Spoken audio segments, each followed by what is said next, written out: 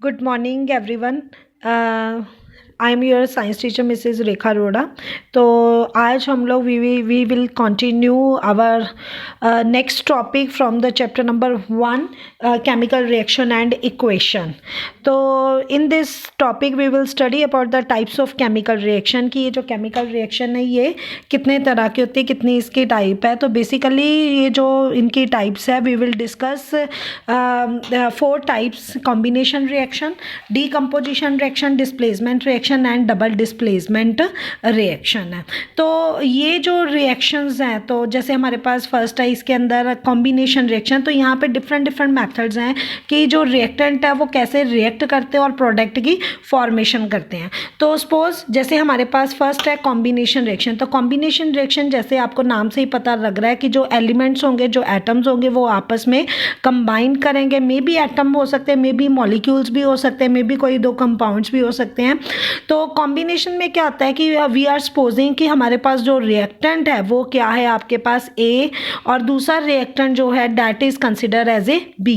तो this is a combination reaction. तो जब 2 रिएक्टेंट ए और बी आपस में कंबाइन करेंगे then they form a product and that product is called as A B. तो उस प्रोडक्ट को क्या बोलेंगे हम?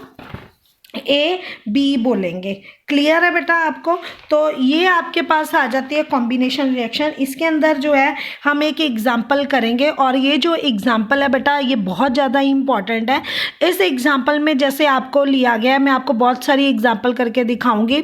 जैसे आपके पास पहले हम सिंपल एक एग्जांपल लेते हैं, हाइड्रोजन प्लस ऑक्सीजन। जब ये दोनों आपस में कंबाइन करेंगे तो ये क्या बना देंगे? वाटर।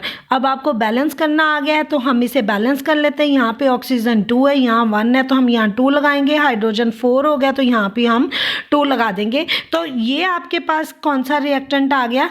ए रिएक्टेंट। ये आपके पास कौन सा रिएक्टेंट आ गया? B reactant. और ये क्या बन गया आपके पास? ए बी। तो इस तरह की जो केमिकल रिएक्शन होती है that chemical reaction is called as a combination reaction. Clear है? तो हम और भी एग्जांपल ऐसी ले सकते हैं, जैसे कार्बन प्लस ऑक्सीजन। तो ये क्या बना देगा? कार्बन डाइऑक्साइड है। Sulphur plus oxygen sulphur dioxide है। तो एक हम एग्जांपल लेते हैं कैल्शियम ऑक्साइड।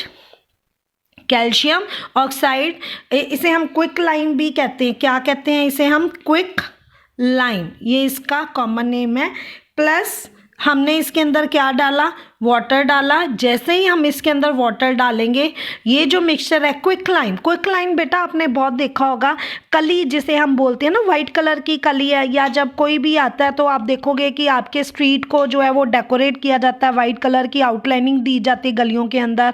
और कहीं स्कूल में भी अगर आप देखते हो तो कोई प्ले वगैरह है तो, या घरों में जब पेंट किया जाता है तो उससे पहले जो है वो कली जो है वो पानी के अंदर डाल के रखी जाती है, लोहे के कंटेनर में। प्लास्टिक के कंटेनर में नहीं डाली जाती है।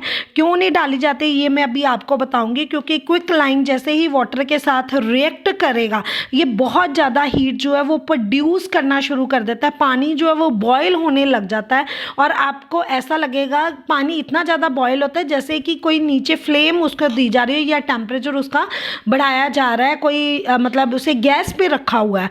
लेकिन ऐसा नहीं होता है। जब कैल्शियम ऑक्साइड वाटर के साथ रिएक्ट करती है then they formed a compound. That compound is called as a calcium hydroxide and this is also called as a slaked lime. और ये क्या बनाएगा साथ में? They release a large amount of heat energy. क्या बनाएगा? हीट एनर्जी जो है ये रिलीज करेगा।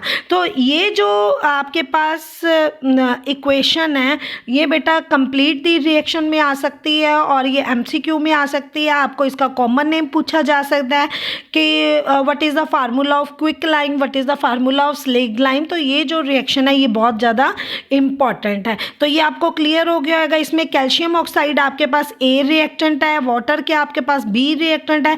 ए और बी जब आपस में कंबाइन करेंगे then they form a product that is called as A B, यानी कि calcium hydroxide which is also called as a slaked line.